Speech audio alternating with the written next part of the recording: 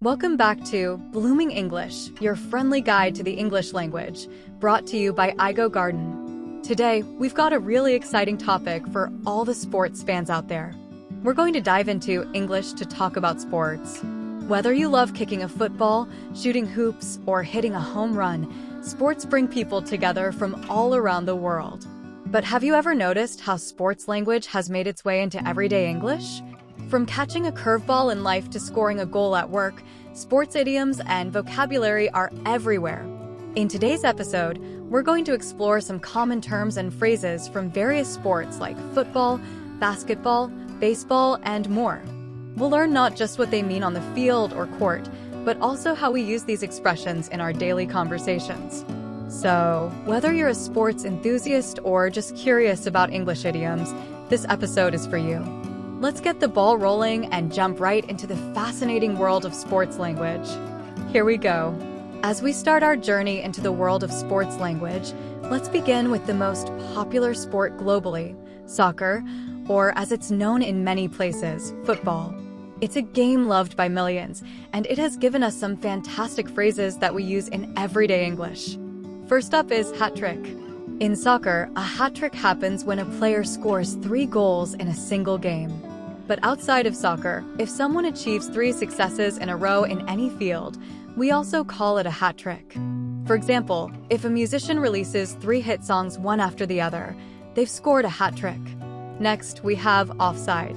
In the game, a player is offside if they are nearer to the opponent's goal line than the ball and the second last opponent when the ball is played to them. It's a bit tricky, right? In everyday conversation, being offside can mean you're out of place or not following the rules. Like, if you bring up a topic in a meeting that's not relevant, someone might say, "I think you're a bit offside there." Now, let's talk about the beautiful game. This term is actually a nickname for soccer itself, capturing the elegance and passion of the sport. When people refer to soccer as the beautiful game, they're talking about the artistry and excitement it brings to fans worldwide. Another interesting phrase is a game of 2 halves. In soccer, this means that the 2 halves of the match can be very different in terms of performance and results. In life, it means a situation can have 2 very different parts or phases. For example, if your day started off challenging but ended really well, you could say, "Well, it was a game of 2 halves." And finally, moving the goalposts. In a soccer match, the goalposts are fixed, but imagine if someone kept moving them. In everyday use, this phrase means changing the rules or targets while someone is trying to achieve them. Like, if your boss keeps changing the project requirements, they're moving the goalposts. That's a quick look at some of the soccer terms that have made their way into our everyday language. Whether you're watching a match or chatting with friends, these expressions are sure to come in handy. Now, let's bounce into our next sport, basketball. This fast-paced game is not just about scoring points on the court, it's also given us some vibrant phrases we use in daily life. First, we have slam dunk. In basketball, a slam dunk is a high-scoring move where a player jumps and forcefully puts the ball through the hoop. In everyday English, a slam dunk refers to a sure success or something easily achieved. For instance, if you're certain your presentation will impress your boss, you might say, "This presentation is a slam dunk." Next up is full court press. On the basketball court, this is an aggressive defense strategy where players guard the opponents closely across the entire court. Off the court, a full court press means putting maximum effort or pressure to achieve a goal. Like, our team is doing a full court press to meet the project deadline. Then we have shooting hoops. Literally, it's throwing the basketball through the hoop for fun or practice. Figuratively, shooting hoops can mean engaging in a casual, relaxing activity. You might say, "After work, I like to shoot hoops with friends." It doesn't have to be basketball. It could be any leisure activity. Another phrase you might hear is dropping the ball. In basketball, dropping the ball can lead to losing possession of it. In everyday language, it means to make a mistake or fail to fulfill a responsibility. For example, "I really dropped the ball when I forgot to send that important email." And lastly, a slam dunk in a business context. If you've got a proposal that's sure to be approved or a project that's destined to succeed, you might confidently say, This plan is a slam dunk. It implies that success is as good as guaranteed. Basketball offers us these dynamic phrases that capture the energy and action of the game and life itself. Whether you're playing on the court or navigating the challenges of your day, these expressions can add a playful twist to your conversations.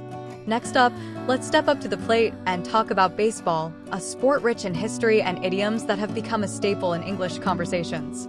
One of the most famous baseball terms is home run. In the game, a home run is a hit that allows the batter to round all bases and score a run.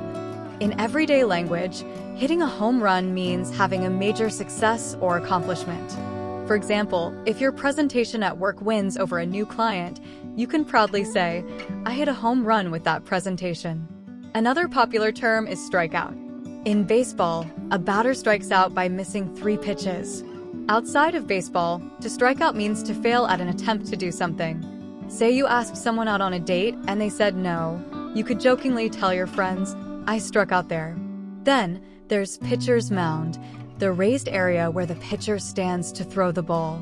In a broader context, being on the pitcher's mound can refer to being in a position of responsibility or pressure. For instance, leading this project feels like I'm on the pitcher's mound. We also have the phrase out of left field. Something that comes out of left field is unexpected or unusual, much like a surprise play from the left field of a baseball field. In conversation, if someone offers a strange idea or comment, you might say, "Wow, that suggestion really came out of left field." Lastly, hit a home run in a business context. When a project or idea is exceptionally successful, surpassing expectations, you might hear, "Our new marketing strategy really hit a home run with the customers." Baseball not only entertains, but also enriches our language, giving us vivid ways to express success, failure, and the unexpected twists of life and work. Now, let's volley over to tennis, a sport that's as much about mental skill as it is about physical prowess. Tennis has given English some interesting phrases that we use in various aspects of our lives. First, we have ace. In tennis, an ace is a serve that is so good the opponent can't touch it, scoring a point.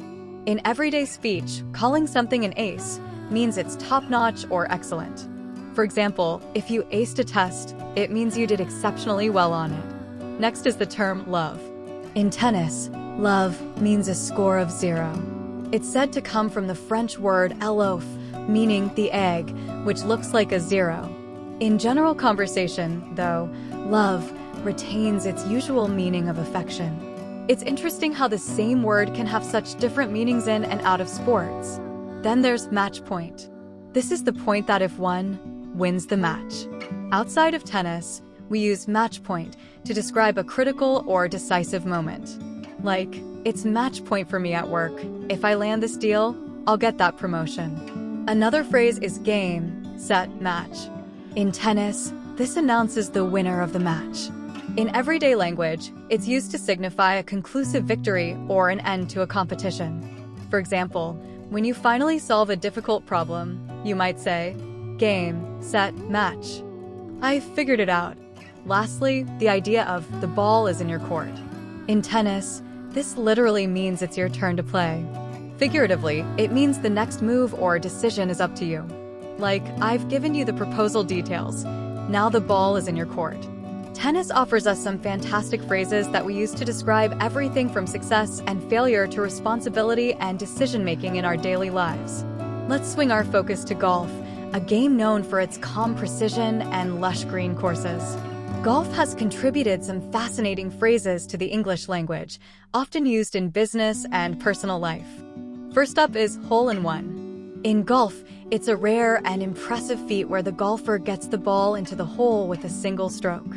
In everyday language, achieving a hole-in-one means accomplishing something challenging with ease on the first try. For instance, if you land a big contract on your first sales pitch, you could say, "I got a hole-in-one with that deal." Next, we have par for the course. Par is the number of strokes a skilled golfer is expected to make on a hole or course. When something is par for the course, it means it's what you would normally expect in a given situation. Like, having tight deadlines at this job is par for the course. Another term is driving range. This is where golfers go to practice their swing.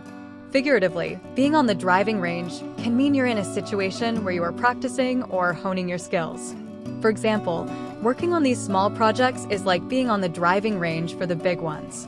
Then, there's up to par and below par. In golf, par is the standard, so if something is up to par, it meets the expected standard.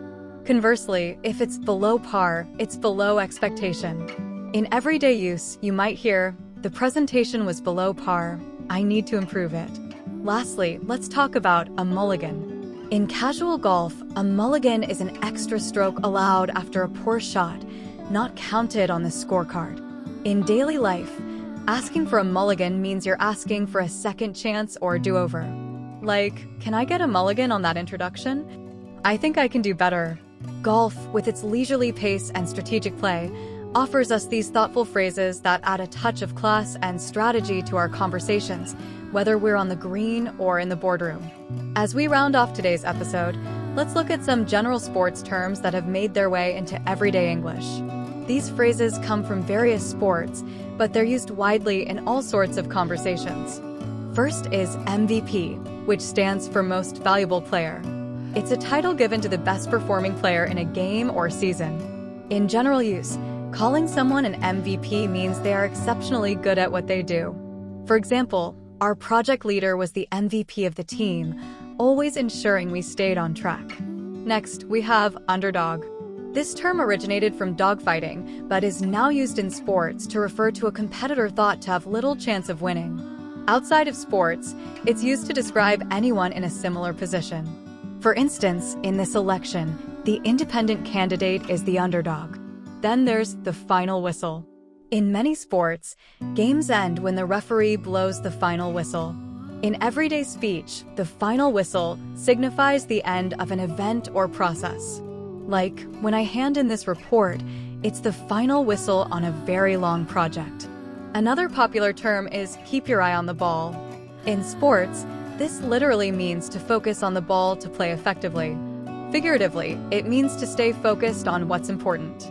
In a work setting, you might hear, "We need to keep our eye on the ball to meet our targets." And how about jump the gun? It comes from track and field, where an athlete starts running before the gunshot.